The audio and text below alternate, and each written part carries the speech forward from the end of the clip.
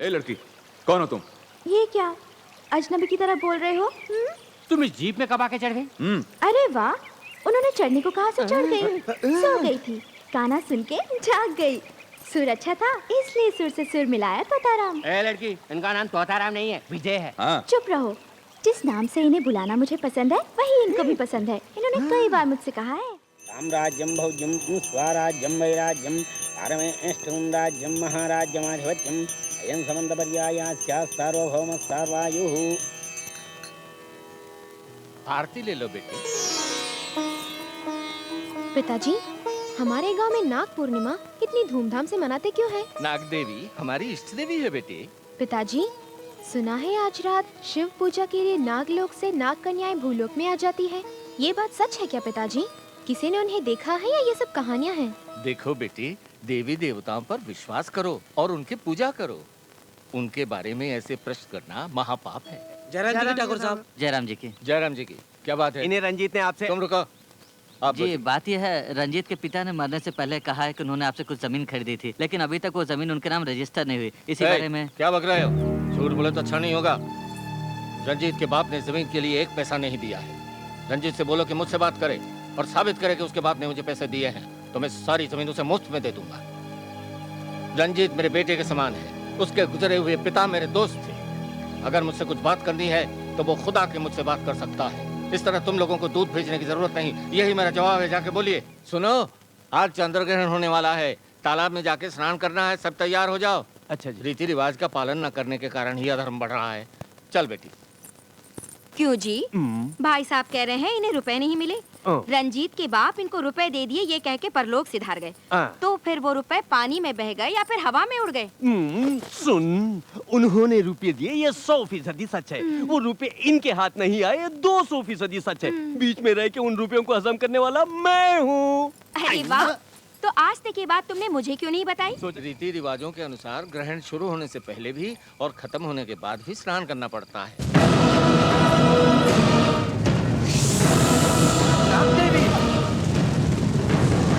मामूली साहब को छोड़ दीजिए। चुप रहो। नाग देवी संकट में है, मैं खड़ा खड़ा देखता रहूं? मैं जाके बताऊं। नाग देवी, ये कैसा अनर्थ हो गया? ये तुम क्या कर रही हो बेटी? रुक जाओ। नाग देवी, मैं आ रहा हूँ।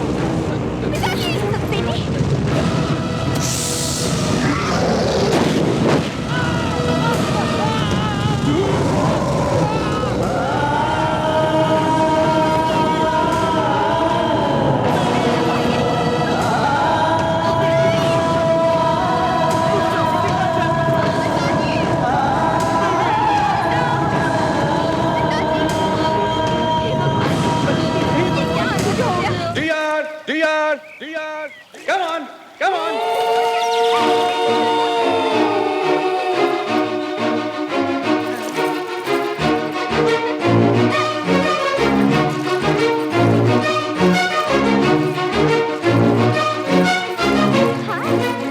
बहुत सुंदर है ना?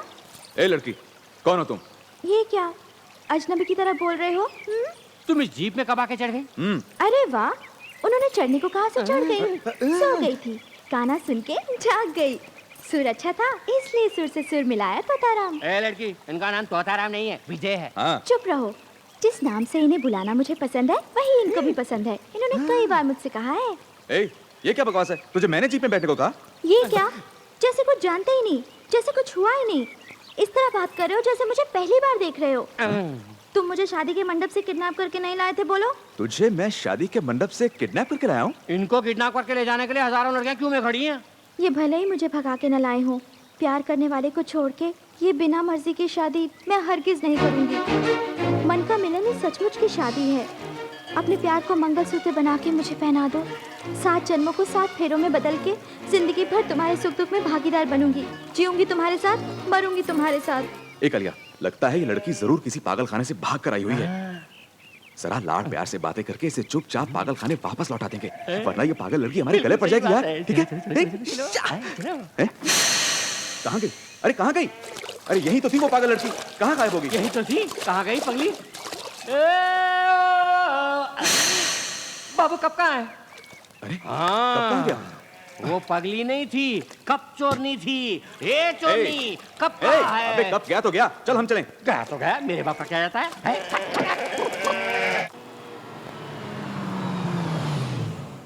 नमस्ते छोटे बाबू। नमस्ते भैया, आगे क्या? नहीं, वो कल सुबह आएंगे। बाप रे बाप, कुछ भी कहो छोटे बाबू, वो मामूली लड़की नहीं थी, बड़ी पहुंची हुई खिलाड़ी है वो। अरे तभी तो उसने कप चुराया, अब मेरे चैंपियन बनने का भी क्या फायदा का लिया। देखो वहाँ। अरे ये तो मेरा ही कप है। हमारा ही है। ये यहाँ कैसे आ गया? अरे ये तो पंख लगा के उड़ के आ गया। वक्त आने पर जिसे जहाँ आना चाहिए वहाँ अपने आप आ जाता है। वो तो ठीक है, लेकिन ये यहाँ कैसे आया? कौन लेकर आया इसे? मैं हाँ? मैं ही इसको यहाँ लाई थी। तुम यहाँ भी आ पहुँची? यहाँ नहीं तो बेचारी कहाँ जाएगी? देखने में तो मासूम लगता है, पर कभी नहीं सोचा कि तू ऐसा काम करेगा। क्या किया है मैंने? बोलिए। हाँ? इससे प्यार करके शादी का वादा करके अब अपनाने से मना करता है। हाँ? दादी माँ मेरी बात सुनिए, ये लड़की कौन है मैं जानता तक नहीं। नहीं जानता? अगर नहीं जानता तो ये कप इसके पास कैसे आ गया? कप बता कैसे आ गया? अभी इसे ठीक करता हूँ। ए, कौन हो तुम? हाँ? क्या चाहती हो?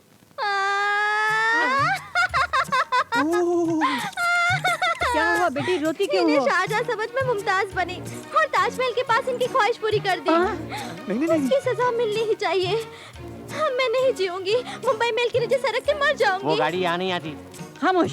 तुम्हें जो भी चाहिए मांगो, जितने भी रुपए चाहिए दे दूंगा।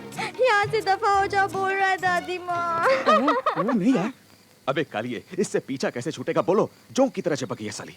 छोटे बाबू, एक डाउट पूछूं? कहीं सचमुच तुम शाहजहां बन के उसे ताजमहल के पास? बस ऐसे ही पूछा था। वो लड़की दादी माँ के पास लेट गई है, थोड़ी देर में गहरी नींद सो जाएगी। हम जाके हाथ पैर बांध के और दिल्ली की मालगाड़ी में डाल देंगे। वहाँ पहुँच कर वो धंधे पर लग जाएगी। इसीलिए जब तक मैं इस घर में हूँ तब तक ना सोने की कसम खाई है, बेवकूफ तोताराम। इस वक्त तू यहाँ क्या कर रही है? हाँ? ऐसे पूछो छोटे बाबू। देखो, तुम मेरे बारे में कुछ भी बोलो, कोई नहीं मानेगा। अभी जाके तुम्हारे भैया को जगा के अपने बारे में सब कुछ बताती हूँ। बताती हूँ? क्या बताओगी? क्या बताओगी? हाँ? क्या? हटिए। मुझे क्या समझ रखा है? मैंने अब तक 32 कत्ल किए हैं, जानती हो? रसोई में मुर्गियों का ना? तुम्हें ये भी पता है? और बताऊं, बाथरूम में चोरी छुपे दारू पी रहे थे, ये भी मैं जानती हूँ। बड़े भैया को बता दूं? हाँ? क्यों छोटे बाबू, ये कैसा बचपना है? लड़की को कोई बीन समझा क्या बजाया और फेंक दिया? देखो बहन, किसी ने कुछ कहा तो मैं मौजूद हूँ, तुम्हारा बड़ा भाई। हमारा रंग अलग है पर खून एक है। देखो मेरी माँ, वो बाथरूम वाली बात मेहरबानी करके बॉस को मत बोलना। नहीं बोलूंगी। खबरदार, खबरदार। सुनो, नींद नहीं आ रही, गोद में लिटा के लोरी सुनाओ ना। तू भी जा यहाँ से। छे।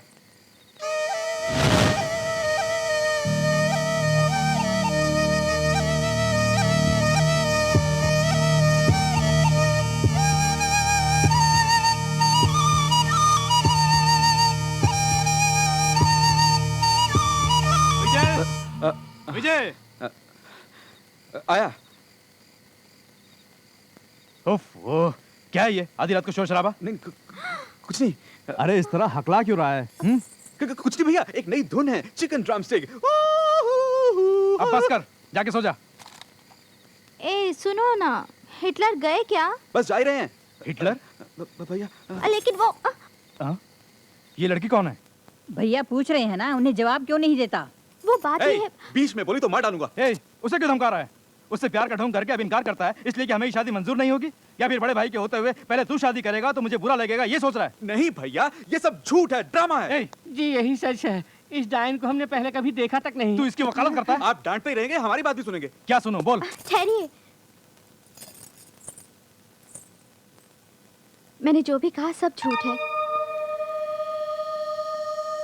ये तो मुझे जानते भी नहीं। अनाथ थी तो आपके भाई के प्यार के बहाने से इस घर में आ गई। मेरा गांव रामपुर है। रामपुर? हाँ रामपुर। चलो दिलदार चलो, रामपुर के पार चलो, हम हैं तैयार चलो।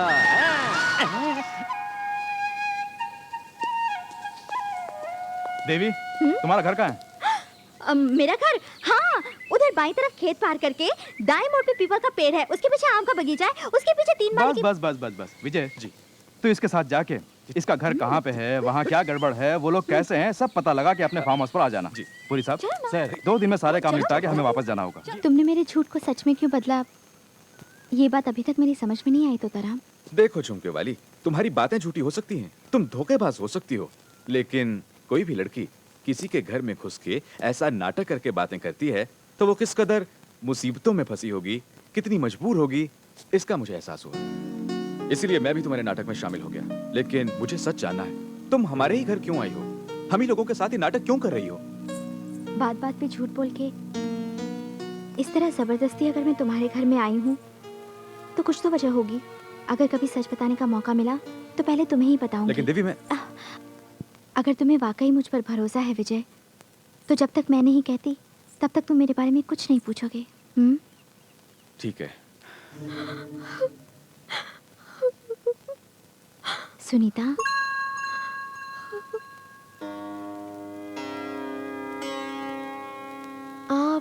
मेरा नाम देवी है। तुम्हारे पिताजी का बड़ा एहसान है मुझ पर, जिसकी वजह से मैं तुम्हें देखने आई हूँ। मौत भी मेरे करीब नहीं आती। मुझे अपना समझकर मेरा हाल पूछने वाली तुम कौन हो? पगली कहीं की। जब भी अत्याचार बढ़ा है तो उसे मिटाने के लिए ईश्वर ने कोई ना कोई अवतार लिया है। कहते हैं जिसका कोई नहीं होता उसका भगवान होता है। ये लो, तुम्हारी कुल देवी नाग देवी की अंगूठी। थोड़ी देर मैंने सोचा कि नाग देवी भी मेरा साथ छोड़ गई। तुम रोज उस नाग देवी की पूजा करती हो, क्या किया है उसने? तुम्हारे पिताजी जलकर भस्म हो रहे थे, तब क्या उनकी रक्षा की? अनाथ होकर तुम भूखी प्यासी तड़प रही थी, उसने एक बार भी तुम्हें भोजन कराया? तुम यहाँ पर तकलीफ उठा रही हो तो उसने तुम्हें तसल्ली दी? क्या किया है उसने? देवी, तुम नाग देवी के बारे में क्या जानती हो जो उसको दोष देती हो? पिताजी के गुजरने के बाद साए की तरह रह के मेरी मदद की है, कितनी मुसीबतों से मुझे बचाया है, ये सिर्फ मैं जानती हूँ। अब कभी मेरी नाग देवी के बारे में कुछ बुरा कहा तो मैं चुप नहीं रहूंगी। अच्छा बाबा, भूल हो गई, अब कभी तुम्हारी नाग देवी के बारे में कुछ भला बुरा नहीं बोलूंगी, ठीक है? देखो, कल नाग पंचमी है। गांव के उत्तर की ओर जो बगीचा है वहाँ मैंने नाग का एक बिल देखा है। मुझे विश्वास है तुम्हारी नाग देवी वहीं रहती है। कल तुम जाके उस बिल में दूध डालोगी तो मुझे विश्वास है कि तुम्हारे सारे अपने लोग तुम्हें अपनाएंगे। जाके उस बिल में दूध डालना। कौन हो तुम लोग? हमारे बाग में क्यों आए हो? आज नाग पंचमी है, यहाँ नाग का बिल है, दूध चढ़ाने आए हैं। तो क्या बिना परमिशन के कहीं भी घुस जाओगे? आजकल के जमाने में भी ऐसा अंधविश्वास? दूध जो इंसान के जीने के लिए जरूरी है, उसे इंसान की जान लेने वाले सांप को पिला रही हो, ये बेवकूफी नहीं है? जी नहीं, डसने वाले सांप को भी दूध पिलाना बेवकूफी नहीं, इंसानियत है। जब बहुत से गरीब बच्चे दूध को तरसते हैं, ऐसे में दूध का इस तरह मिट्टी में बहा देना ना इंसानियत है ना ही भक्ति। भक्ति बहने वाले दूध में नहीं, पीने वाले सांप में भी नहीं, भक्ति तो मन में होती है। यानी तुम लोग जो दूध डालने वाले उसे सांप आके पिएगा? अच्छा, पीने को कहो देखते हैं। ऐसा हुआ तो मैं भक्ति के बारे में अपनी राय बदल दूंगा, नहीं तो तुम आज से ये पूजा पाठ करना छोड़ दोगी।